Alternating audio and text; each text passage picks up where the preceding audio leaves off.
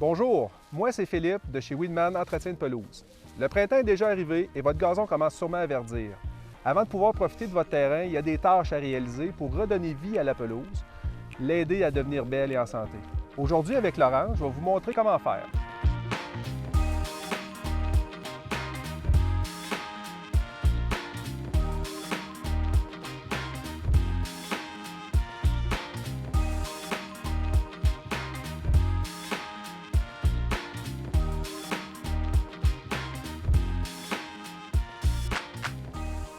Pour rendre votre saison estivale agréable, avoir un beau gazon vert et en santé tout l'été, l'entretien au printemps de la pelouse, c'est vraiment une étape importante, il ne faut pas la manquer. Il ne faut pas aussi oublier qu'elle a été mise à rude épreuve tout l'hiver.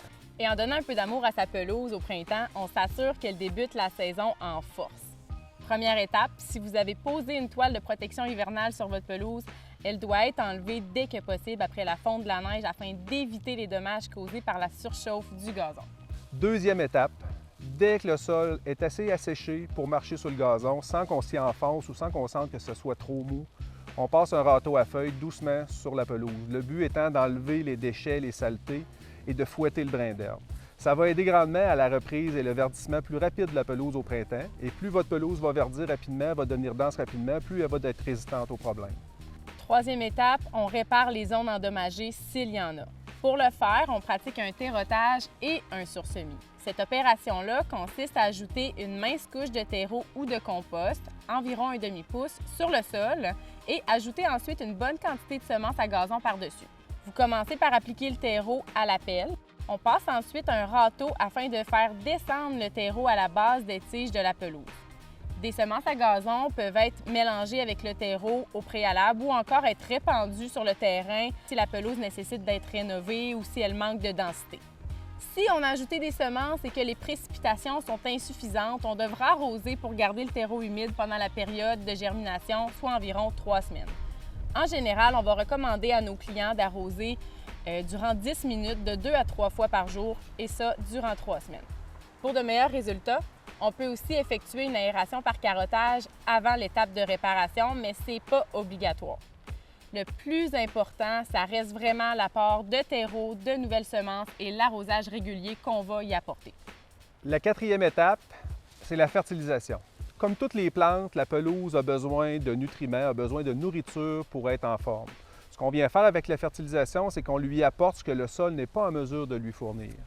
Donc, on va favoriser une fertilisation en 2, 3 ou 4 étapes par année, soit au printemps et par la suite, selon le type d'engrais qu'on utilise et selon la formulation qu'on utilise et le type de sol. Ce qui est important pour un engrais à pelouse, c'est d'utiliser un engrais à dégagement lent ou un dégagement contrôlé qui va permettre de libérer les nutriments de façon graduelle pour que la pelouse les absorbe au fur et à mesure. Ça évite 95% et plus des pertes qu'il pourrait y avoir dans l'environnement. Donc, la pelouse utilise 100% ou presque des nutriments qu'on lui apporte.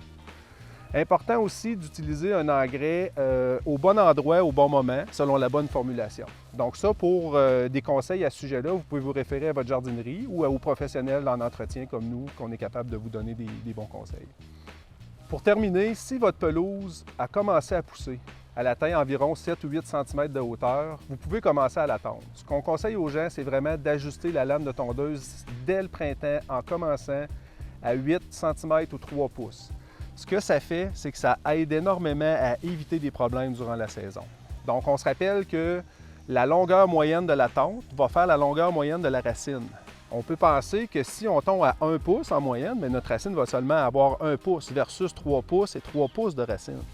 Rappelez-vous que 80% et même plus des problèmes qu'on voit sur les pelouses sont reliés à une tonte trop courte. Donc, simplement ce petit geste-là de votre côté va aider grandement au résultat de votre programme pour toute la saison. Rappelez-vous que le temps que vous consacrez à la préparation de votre pelouse au printemps vous permettra d'en profiter pleinement cet été. Et pour un petit coup de pouce, contactez la succursale Weedman près de chez vous.